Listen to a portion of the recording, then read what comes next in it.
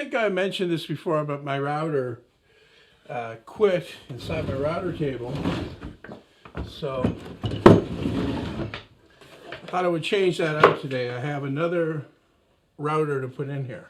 The vacuum that's down in the base is plugged in to this right here, and then this comes up, and the router itself, which is a Bosch one that I bought, oh man, a long time ago, almost 20 years ago actually, or more, maybe it's probably more.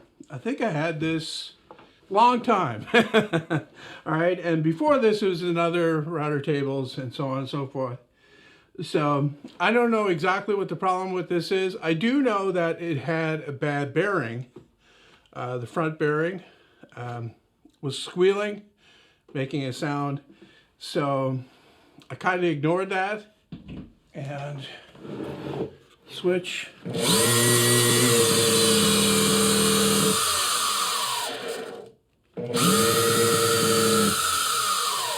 Whoa, and the smell. Yeah, she's burning. Brushes are probably worn out. Sounds like it's rubbing. Can you hear that? I've got this one. Now it's not as good. Okay, it's not a brand as good as Bosch, but it still works. So it's got that in its favor. Just gonna flip this over. I really should try to get that bit out. The one thing in its benefit, of course, is that it can take 2 wrenches, unlike this one, which has the pin that locks it. I don't like that.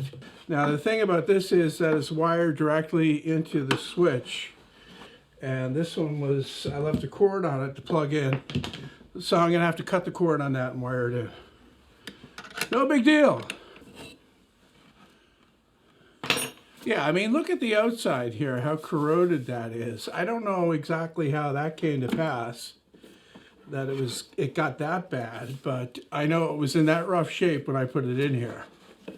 So, yeah, I can smell.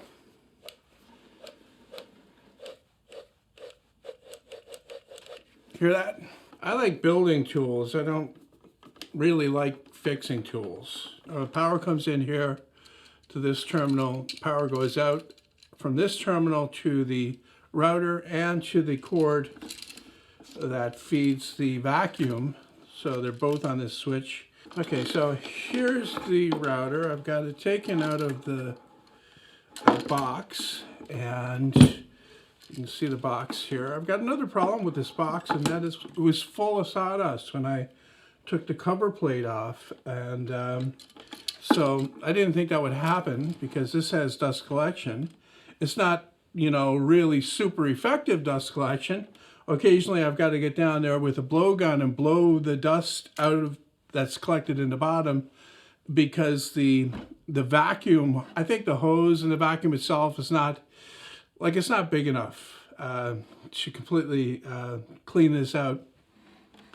But I guess that blowing it around caused this to fill up. So I guess I get some tape or something on the holes to try to stop that from happening.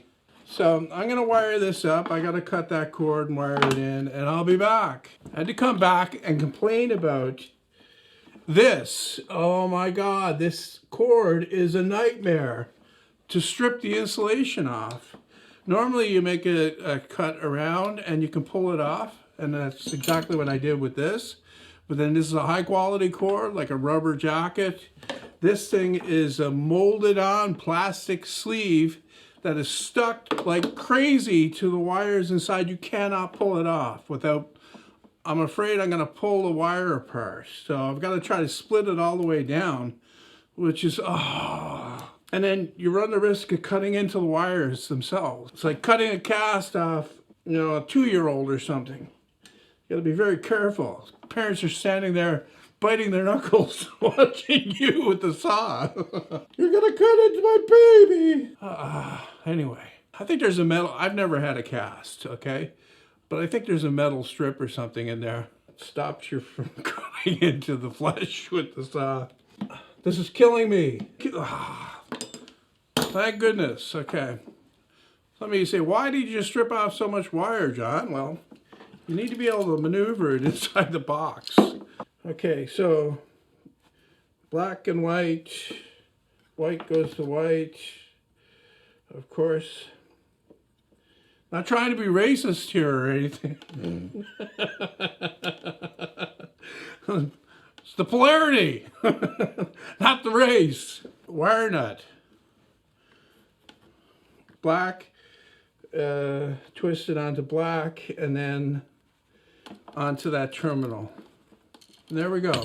So that's that. And I'll pull this back into the box and tighten down the clamp. Is this still recording? It shouldn't be. Anyway, so that's that. The router is in. I bolted that in. Everything's good. Get on that. Which is on and which is off? It's not marked on this, so I shall have to plug it in and find out.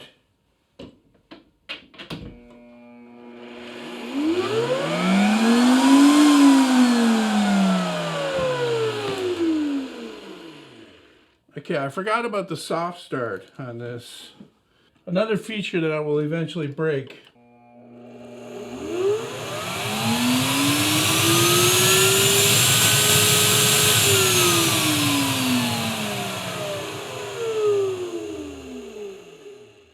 And I can get the fence put back on, and I can put it back on the thing.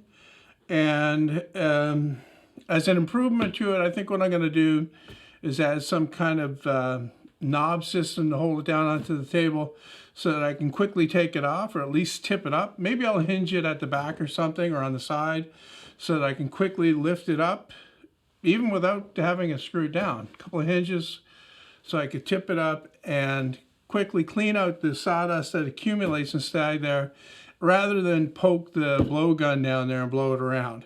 We have both ships coming up on the Teledar, sir, if you wish to observe. I'll be down immediately.